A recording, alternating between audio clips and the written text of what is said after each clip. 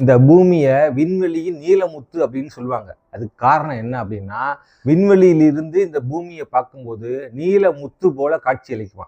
அதற்கு காரணம் என்ன அப்படின்னா, இந்த பூமியே நீர்க்கோளமாக காட்சியளிக்கிறதான். இப்படி இந்த பூமியில் கடல்கள் சூழ்ந்த இந்த பகுதியில ஒரே ஒரு ஒத்தையடி பாதையை நம்பி தான் உலகில் 20% மேற்பட்ட வர்த்தகம் நடக்குதுன்னு சொன்னா உங்களால் நம்ப முடியுமா?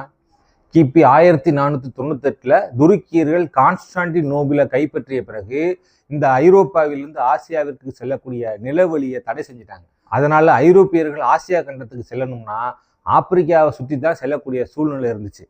அதனால போர்ச்சுகல் இளவரசரான மாலுமி ஹென்றி என்பவர் தான் கடல்வெளி மார்க்கத்துக்கு ஊக்குவிச்சார். இந்த போர்ச்சுகல் நாட்டை சேர்ந்த Vasco da Gama, Francisco de Almeida, Afonso de Albuquerque, Nuno de Cunha போன்ற மாலுமிகள் தான் முதல்ல இந்த ஆசியா கண்டத்தை அடைவதற்கான கடல்வெளி மார்க்கத்தை முதல்ல செஞ்சாங்க. அதன் பிறகுதான் டச்சுக்காரர்கள், ஆங்கிலேயர்கள், டேனியர்கள், பிரெஞ்சுக்காரர்கள்லாம் இந்த ஆசியா கண்டத்தை அடைவதற்கான கடல்வெளி மார்க்கத்துக்கு வந்தாங்க.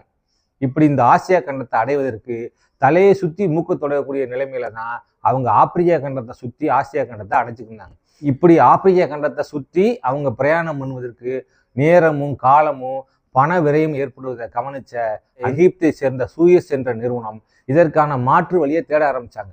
இதற்கான மாற்று வழி என்ன அப்படின்னா, இந்த மத்திய தரைக்கடல்ல இருந்து செங்கடலை இணைக்கக்கூடிய ஒரு சிறிய நிலப்பரப்பு தான் இதற்கு தடையா இருக்கிறது அப்படின்றத கண்டுபிடிச்ச இந்த சூயஸ் நிறுவனம் இந்த இடத்தை ஆழப்படுத்தி இதை கப்பல் போக்குவரத்துக்கு தயார் செஞ்சோம்னா அதன் மூலமாக இந்த கப்பல் நிறுவனங்களிடம் இருந்து காசு பார்த்து கல்லா கட்டலாம் என்று நினைத்தது இந்த சூயஸ் நிறுவனம்.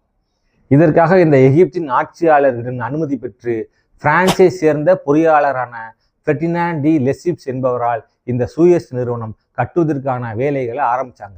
இதன்படி இந்த சூயஸ் கால்வாய் வெட்டும் பணி 1859 ஆரம்பிக்கப்பட்டது. 1859 இருக்கக்கூடிய தொழில்நுட்பத்தை பயன்படுத்தி இந்த சூயஸ் கால்வாய் வெட்டும் பணி என்பது ஒரு மிகப்பெரிய சவாலாக இருந்துச்சு. இப்படி இந்த சூயஸ் கால்வாய் வெட்டும் பணியின் பொழுது 15 மில்லியனுக்கு மேற்பட்ட மக்களை காவு வாங்கியது இந்த சூயஸ் கால்வாய். அன்றைய சூழ்நிலையில பல்வேறு மனித உரிமை மீறல்களை தொடர்ந்து தான் இந்த சூயஸ் கால்வாய் வெட்டும் பணி நிறைவடைந்தது.